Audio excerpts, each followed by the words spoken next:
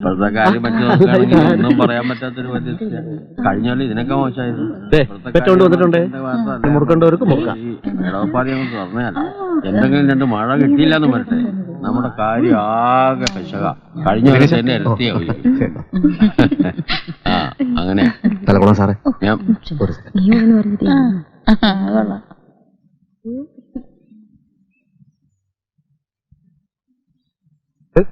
എവിടേക്കിടൂ വരൂ.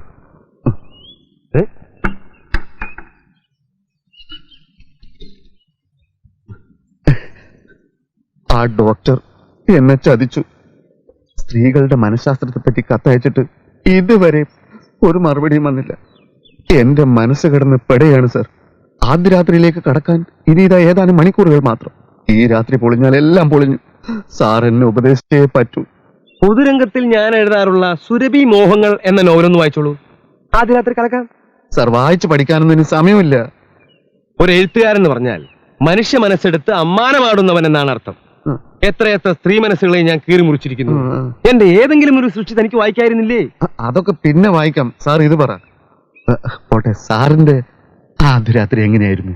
അത് ഒരുപാട് ടൈം എടുക്കും. പുതിയ ടൈപ്പിൽ പോരെ? പുതിയ ടൈപ്പ് എന്ന് വെച്ചാ? പുതിയ ടൈപ്പിൽ സംസാരം കുറയും, കൂടുതൽ ആക്ഷൻസ് ആയിരിക്കും. അത് പോരാ, സംസാരിച്ച് മയക്കാൻ പറ്റണം. ശരിയാക്കാം.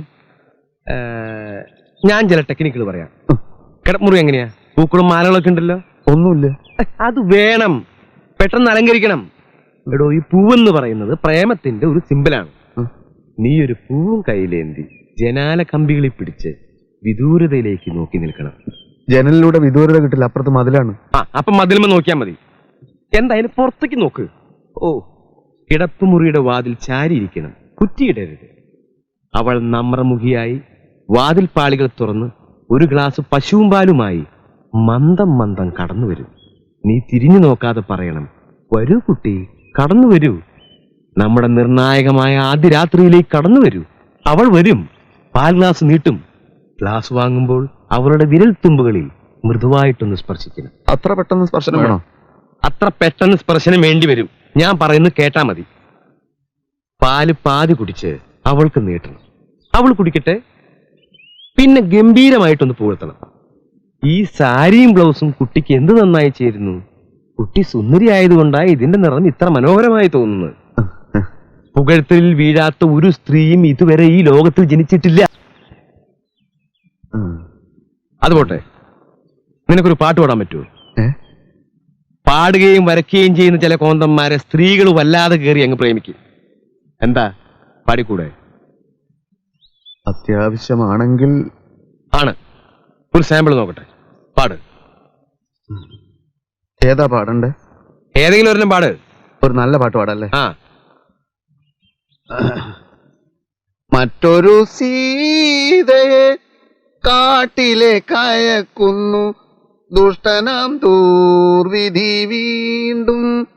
ഇതാ ദുഷ്ടനാം ദൂർവിധി വീണ്ടും. മറ്റൊരു സീത. നിർത്ത്. ആക്ഷനും അർത്ഥവും ഒക്കെ കൊള്ളാം, പക്ഷെ നീ പാടണ്ട. പാടുമെന്ന് പറഞ്ഞാ മതി. ചിത്രകാരനാണ്, കലാകാരനാണ് എന്നൊക്കെ തട്ടിയേക്ക്.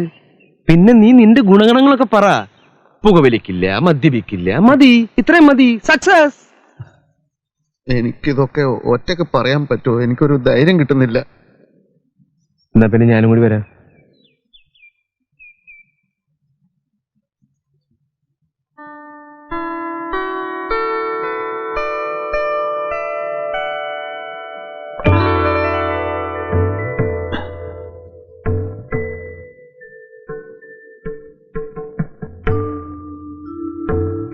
ശോഭെ,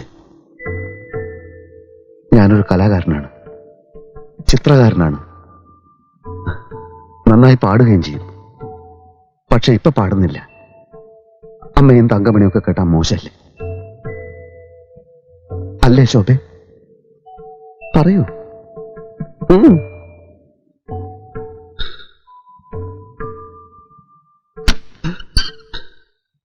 ഈശ്വര, അവൾ വന്നു കഴിഞ്ഞു. വരൂ ശോഭെ, നിർണായകമായ നമ്മുടെ ആദ്യരാത്രിയിലേക്ക് കടന്നു വരൂ. എന്താ മടിച്ചു നിൽക്കുന്നത്? കടന്നു വന്നോളൂന്നേ, ഒട്ടും മടിക്കണ്ട. വരൂ, കടന്നു വരൂ. ചേട്ടാ ദിനേശ, അമ്മ, നീ ഇത് ആരോടാ ഈ സംസാരിക്കുന്നേ? എടാ, ആ പന്തലുകാരന് കാശ് കൊടുത്തു വിട്.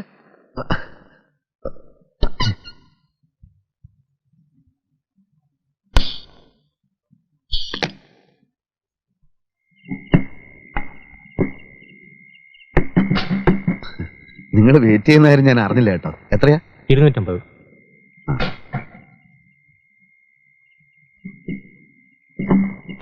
പിന്നെ എന്തൊക്കെയുണ്ട്? സുഖം തന്നെയല്ലേ? ഞാൻ കുറച്ച് തിരക്കിലാട്ടോ, പിന്നെ സംസാരിക്കാം.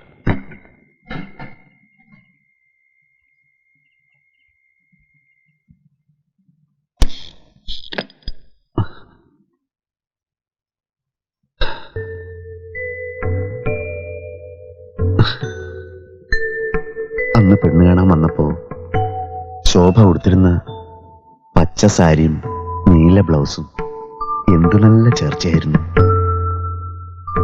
അന്ന് എന്തിനാ ഇത്രയും നാണിച്ചത്? അത് ഞാനായിരുന്നില്ലേ? ശോഭയുടെ ദിനേശേട്ടനായിരുന്നില്ലേ? എന്തൊന്നും മിണ്ടാത്ത?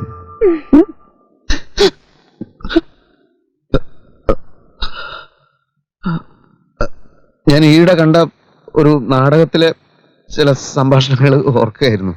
അല്ലാതെ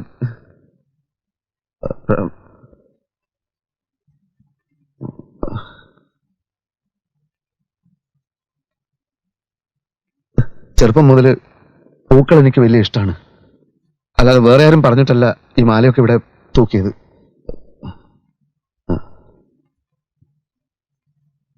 എന്റെ വക ആദ്യമായി ഒരു സമ്മാനം.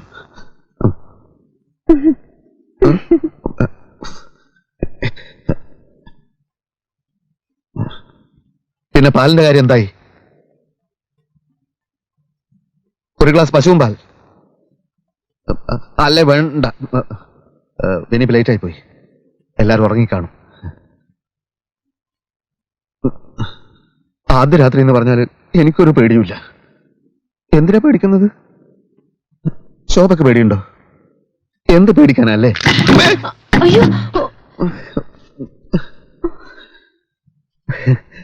ശോഭ പേടിച്ചു പോയോ? ഇതൊക്കെ സാധാരണയല്ലേ?